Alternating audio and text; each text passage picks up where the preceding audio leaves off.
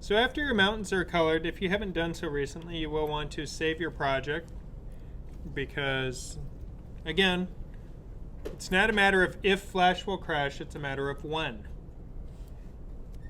And the week before break, I experienced that myself where Flash was just going belly up with reckless abandon, so that's just part of it. So now, with your document saved, with your mountains created, what I want you to do is we are going to convert this into an object that we can then manipulate and work with. We're going to turn this into a symbol. So to turn this into a symbol, I need to select it. Because it's the only object on its layer, I can just click in the layer, the keyframe in that layer, and it selects it.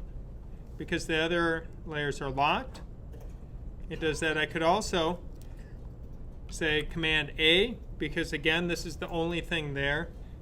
So there's always multiple ways to do the same thing. Now what I want to do is go under Modify and choose Convert to Symbol.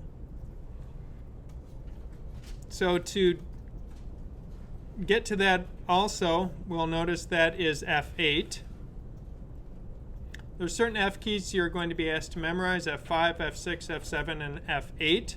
F8 is Convert to Symbol.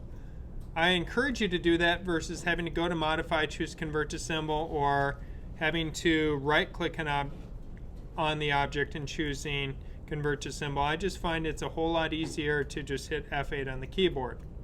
But some people like their pull-down menus. Some people like their right-clicking. It's up to you. You can do what works for you. I'm not going to scold you if you don't use F8, but I enjoy doing that. So I'll hit F8. Comes up with the Convert to Symbol dialog. At this point, it's a good idea to name your symbol. The name that we provide to it is the name that will show up under in our asset library. So if you name your symbols more than symbol 1, symbol 2, symbol 3, and things like that, it makes your life a whole lot easier. So I'm just going to call this mountains. And there are 3 types of symbols in Flash. We're going to work. If you make it a movie clip, you have the most options available to working with it, manipulating it, and things like that. So I'm going to work with that as my option, say movie clip. Okay, so now we can see that here are my mountains, and I can move them around very easily. And if I decide I want to modify them, which I could, to do so means I need to edit the symbol. So I can right click on it, and somewhere I can choose edit right there, or edit in place. I can probably under the edit pull down menu, I can get to it. But even faster, I'm just going to adjust its location so I can see it all. If I double click on it, I will notice that now up at the top of the screen it says Scene 1, Mountains, and we can see the little icon next to it that has a little gear on it that matches what shows up in my library. So I am in my mountains symbol, which is part of Scene 1, and you can see that now my ground and sky and guides all faded out. I can't touch those, select those, and if I look at the layers, I see that those layers have dropped away because I'm now inside my mountain symbol. So if I want my mountains to be different, let's say I need my mountains to, let's check my color here. So if I want to add a few more spots of snow on those mountains because spring is never going to come, and we live in Minnesota and we don't really have mountains here, but we get scared about winter will be here forever sorts of things.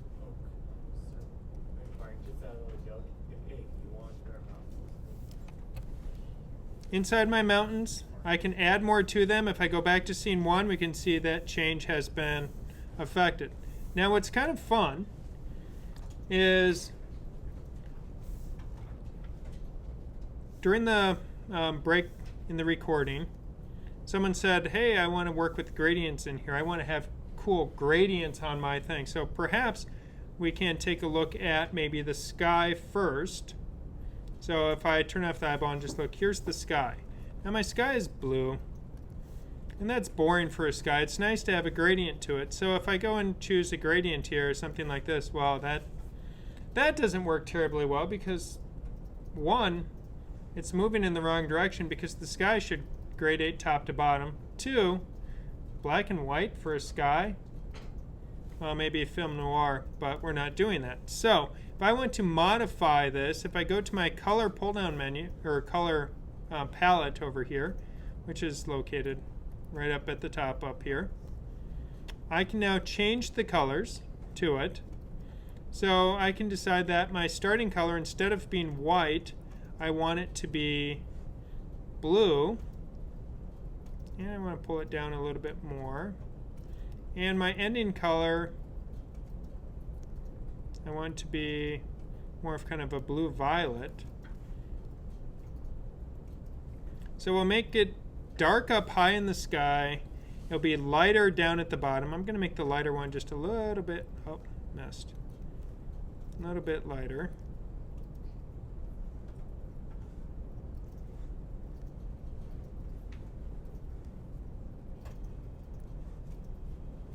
Get a lot bit lighter. Maybe not quite that much. So now I have the gradient that I want to use for my sky. But it's still pointing the wrong way. Because if I turn back on the other layers to see those, and I'm going to lock the mountain layer since I'm not dealing with it, but we can see that it's going the wrong way. So if I want to change that, what I can do is if I click on the object and in my tool palette, 3 tools down, underneath the free transform tool is my gradient transform tool. The gradient transform tool allows me to rotate the angle of my gradient. So I can rotate it so the dark is on top, the light is on the bottom. And then I can modify or compress that gradient as I need to on my artwork here. But I'm going to need to pull my light blue up because it's not really showing behind the mountains. So now if I go into my color palette, I can slide this up, getting so we light towards the bottom.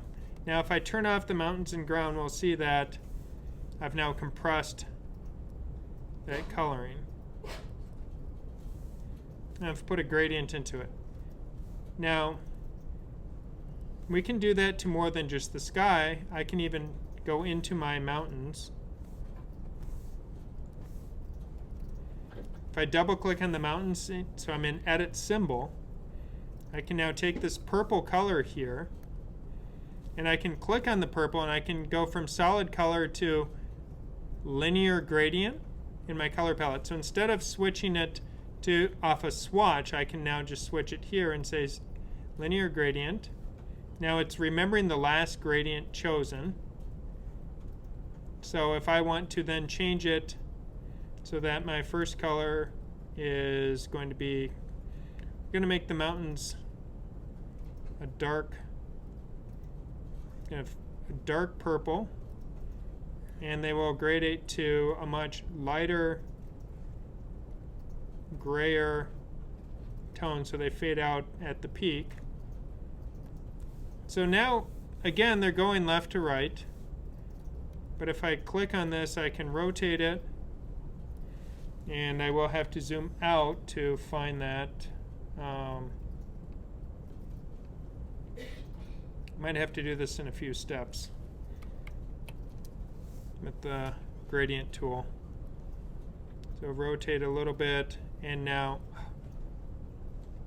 compress it down, and then finish rotating it so it doesn't run off screen. So now we can see that my mountains have a nice soft gradient to them as well, making them just a little bit richer and more attractive. Now, to make this even more fun, because there's one mountain, if I have another layer, I can bring out a second copy of, switch to my move tool, I can bring out a second copy of mountains, and you can see how by having the gradient on them, they start to separate themselves a little bit. Now, mountains really should shrink as they go back in distance. So we're only going to work with 2 mountains this morning. So this is going to be mountains 1 on top. That's right here. Mountains 2 is right there. I'll unlock it so I can work with it. Now, if I want to shrink something, I use the free transform tool. And I can now shrink these mountains down a little bit. And just kind of shrink them a little bit horizontally, still let them be long, pull them in a little bit. So now I have these mountains in the background. These mountains up close, they're a little bit bigger.